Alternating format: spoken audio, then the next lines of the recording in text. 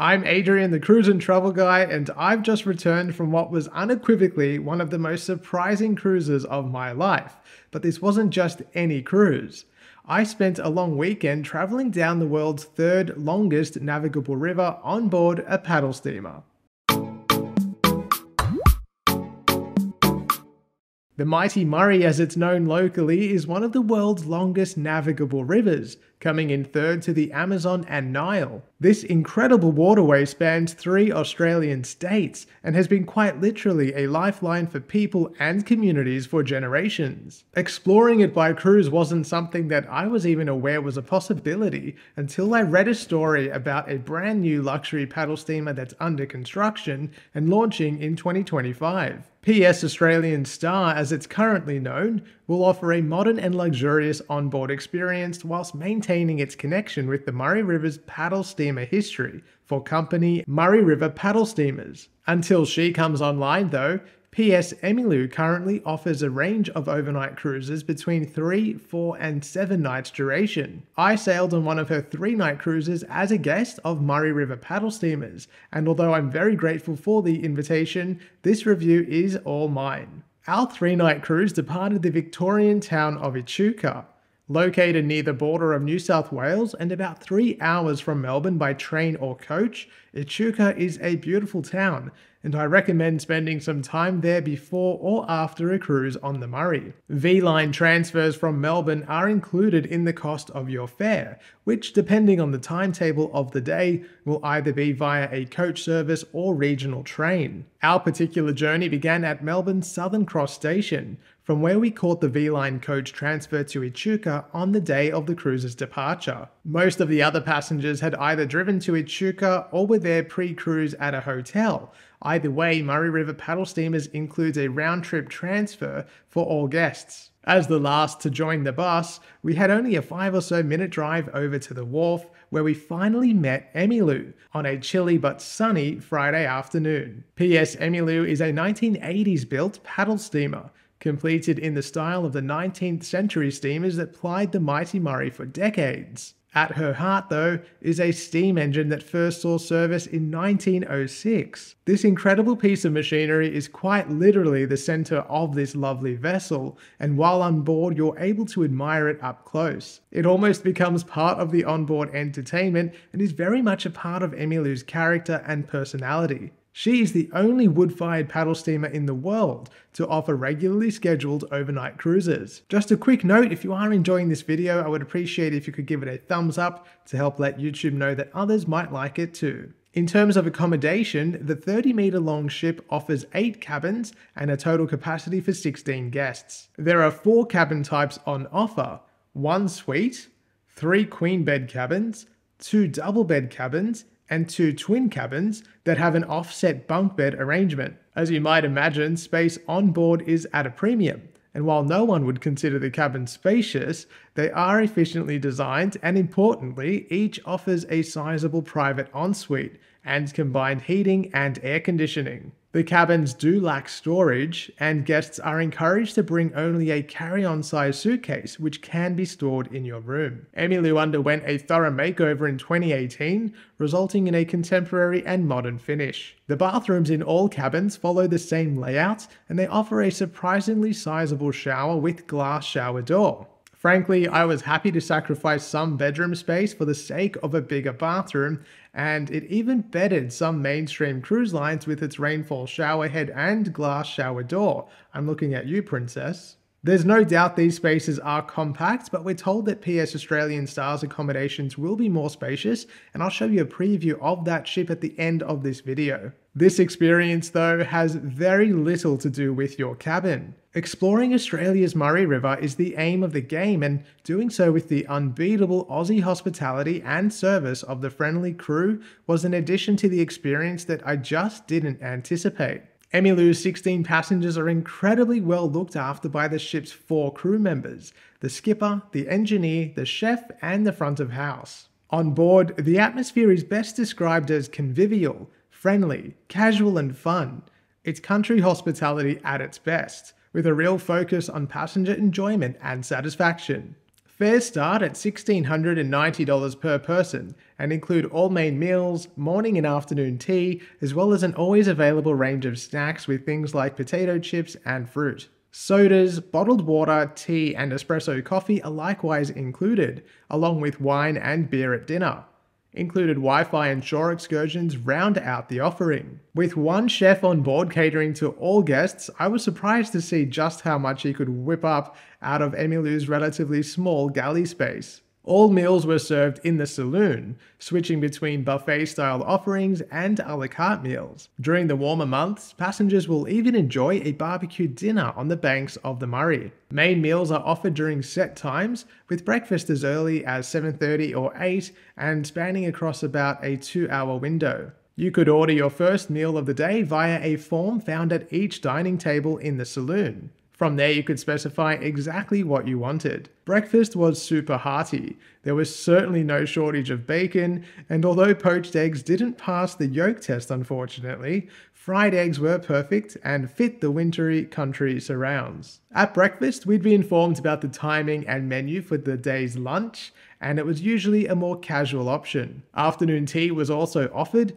with this savoury charcuterie board available on one of the days, and freshly made scones with jam and whipped cream on another. Let me know in the comments, are you a jam first or a cream first scone person? I go for jam first. For dinner, a hearty buffet was served on the first night, with cuts of meat, prawns, and an array of sides and salads, while a classic plated roast with all of the trimmings was our second dinner on board. On the final night, well, we'll get to that soon. A range of off-ship experiences are also included in the fare. Among them are a riverside campfire, a visit to the Great Aussie Beer Shed, a wine tasting at a local winery, as well as a river cruise and guided walks. Our 3-night itinerary would see Emmylou depart Echuca at 4 p.m. on Friday and begin the long, winding trek to Torrumbarry Weir. There would be overnight stops at both Layfield Lane and Deep Creek Marina. After a safety briefing and introduction to the crew members, we enjoyed a glass of bubbles as Emmylou's steam engine began to turn her giant paddles, and we set off from the dock in Echuca. The sun began to set behind the trees as we enjoyed the very unique experience of paddling towards Layfield Lane. We enjoyed about a 2-hour cruise before we reached our overnight dock, and as soon as we had safely tied up, we grabbed another glass of bubbles and joined the other passengers on shore where the crew began working on the campfire. On board, dinner was being prepared, and after a little time ashore in the frigid air, we joined everyone in the saloon for our first dinner, which culminated with an enormous slice of pavlova. The real fun began after dinner though, for one of the best nights I've ever experienced on a cruise. Everyone was invited back ashore. The sky was clear and the stars twinkled above, as the fire raged and kept us warm. Our skipper played his guitar, renditions of songs that were equally comical and moving, with all of us eventually joining in on the vocals. It was the ultimate icebreaker, and it set the tone for the rest of the cruise. We were all at once bonded by this unique and fun experience, and it couldn't have been more enjoyable. Emmylou only sailed during daylight hours and so remained docked overnight. That was actually one of my favorite things. It meant that we could head off early for a walk in the morning, and that's exactly what we did early on day 2. Breathing in the country air and soaking in the serenity was the perfect start to the morning. For the sake of safety, there's a key tag system in place to let the ship's crew know if anyone is not on board. We all had to grab the tag that corresponded to our room number whenever we disembarked. It wasn't long after breakfast that we began our first batch of excursions.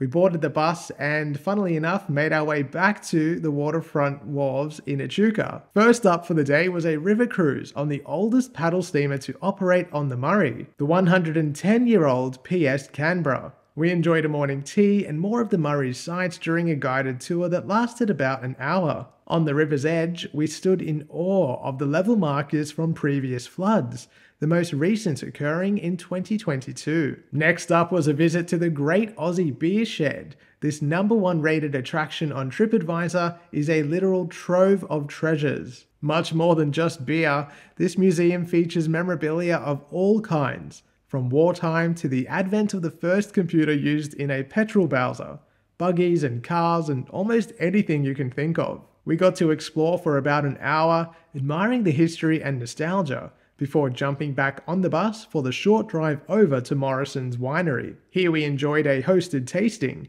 sampling a few of the vineyard specialties. Coupled with the previous night spent around a campfire and the day's excursions, I think it's safe to say that all passengers, especially including myself, were really beginning to ease into the country life. The casual onboard experience was purposeful and well considered, and helped deliver a sense of ease and relaxation. I loved the handwritten dinner menu that had appeared while we were ashore, and the itinerary that was updated based on our progress downriver. Emmylou also has an open door policy for the Wheelhouse, except for when docking, understandably. And of course, it took almost no time for Michael to discover the ship's intercom system called a voice pipe. Typically used as a method for the engineer to communicate with the skipper, Michael instead decided to call up to see if we could visit. Of course we could, and we did, and we had a fantastic time learning more about what it takes to pilot these steamers along the winding Murray. There are a bunch of obstacles to watch for, including most usually wayward branches and tree trunks that are particularly problematic for the ship's paddles. When we were on board, we spent most of our time enjoying Emmylou's public spaces. Whether on the bow, or indoors in the saloon, or even on the upper deck, there was always a spot to watch the world go by. I became totally enamored with watching the passing sights. The serenity of outback Australia is just unmatched, and being winter, there was very little other boat traffic. On night 2, we docked at Deep Creek Marina and enjoyed a classic roast dinner on board with our new friends, followed by an apple crumble that could have easily served 2 or 3. Afterwards, we grabbed a couple of torches and went ashore for a stroll and some stargazing, until it was time to call it a night. The start of our final full day on board began with another walk ashore. I couldn't help but sense some familiarity with this place, and then I suddenly realized. Back on board Emmylou, the lines were dropped and we made our way further downriver towards Perricoota Station. The historic grounds played an important role in the early history of the Murray River and the twin towns of Echuca and Moama. We were escorted on a walking tour with Emmylou's skipper as our guide, and it was the perfect opportunity to explore the riverside and learn more about the history that really defines this region. The last leg of our 3-night cruise began over lunch as Emmylou paddled towards Torrumbarry Weir. After a delicious meal which we enjoyed outside, taking advantage of the winter sunshine, the ship's engineer gave a talk about the incredible steam engine that lies at the heart of Emmylou. We learned about its operation and unique safety features that still function perfectly over a century later. I won't reveal too much, but it gave us a terrific opportunity to discover more about this 117-year-old piece of machinery that is truly at the heart of this experience. On our arrival at the weir, a curious kookaburra flew in for a close-up inspection, and I suspect was lured by the smell of dinner preparations. We disembarked and enjoyed another tour guided by our skipper, discovering the lock system and learning more about the Murray-Darling Basin at the Interpretive Centre. The immense structure was definitely a sight to behold, and I'd never seen anything like it before. I was especially intrigued by this system designed to safely catch fish as they swim upstream, from where specially employed people filter out the native fish for them to continue their journey and send the others to, well, the fisheries. We joined the others back on board to get ready for our final dinner. Hosted by front of house team member Chris, this was one of the most enjoyable and fun dinners I've ever had on any cruise. The saloon was arranged with 2 beautifully set tables to mark the special occasion, and we were invited to sit and enjoy a fabulous meal. By now, we were all fast friends, and conversation flowed over glasses of wine as we all realized this experience was coming to an end. But not yet, because first there was a competition to win. With teams separated by table, we faced off over 50 trivia questions, and with fierce competition and some illegal Googling on both sides, the other table managed to win by a couple of points. The fun continued after dinner with dancing and music that went on late into the night. The next morning, after another walk on shore and a spectacular sunrise, we enjoyed one final breakfast before bidding the team and Emmylou farewell. It was all too soon, but then we boarded the bus for our transfer back to Echuca train station. I went into this experience not really knowing what to expect, and ultimately I left surprised and delighted. While the accommodations were super compact, I did get used to it, and I was grateful that the bathrooms were a great size. There is no housekeeping service through the voyage, although you can exchange your towels for fresh ones as needed. As I generally prefer not to live out of a suitcase when I travel, I found the lack of a wardrobe or storage space a bit bothersome, but it was a small annoyance in the grand scheme of things. From a mobility perspective, there are a couple of spaces on board to consider. In particular, the stairway from the main deck to the upper deck functions more like a ladder, and it's recommended that you descend backwards like you would on an actual ladder. There's also a large hump on both sides of the main deck where the paddles connect to the engine, and that needs to be stepped over with care. In the end though, what this cruise is really about is the people, the places, and the ship. The crew in particular are among the friendliest that I have ever met, and really shared that sense of country hospitality and passion for service and fun. I now understand that is a key to the experience of a cruise on the Murray. Getting to see a part of Australia in this unique way is, I think, a brilliant drawcard to get more people to venture into the outback and explore a place they might not have previously considered. I was surprised at just how much this cruise ended up affecting me, in the best way. It's one of the most uniquely Australian cruise experiences that exists, and coupled with the level of service and inclusions, I have no hesitation in recommending it. While Emmylou continues to paddle along the Murray River, PS Australian Star is under construction and due to launch in early 2025. She'll be 5 meters longer than Emmylou and 1 deck higher, offering 19 cabins and a maximum capacity for a still intimate 38 guests. Cabins will be larger, with seating and a writing desk, and include TV entertainment. Plus, 2 cabins will be designed for people with mobility needs. If you're interested in experiencing one of Australia's most unique cruises for yourself, head to my website, thecruiseandtravelguide.com.au, and complete the inquiry form. If you haven't done so already, you can also give me a follow on Facebook and Instagram at thecruiseandtravelguide. I really hope you enjoyed this video and this little snippet into life on the Murray. It's a fantastic experience, and if you haven't done it, I definitely recommend adding it to your bucket list. Thanks so much for watching wherever you are. I hope you enjoyed the video, and I will see you soon. I've been talking to the camera for about 5 minutes and realized that I didn't press record. A couple of good bloopers in there too. I've just returned from what was unequivocally until she comes online though. PS Emmylou currently sails at breakfast we would be informed and make the long winding trek up the river, downriver to Torrumbarry, and then begin the long winding trek to Torrumbarry Weir, Torrumbarry. Oh, it wasn't long after breakfast that we first began with our batch of The last leg of our 3-night cruise began over lunch as Emmylou paddled towards our final destination of Torrumbarry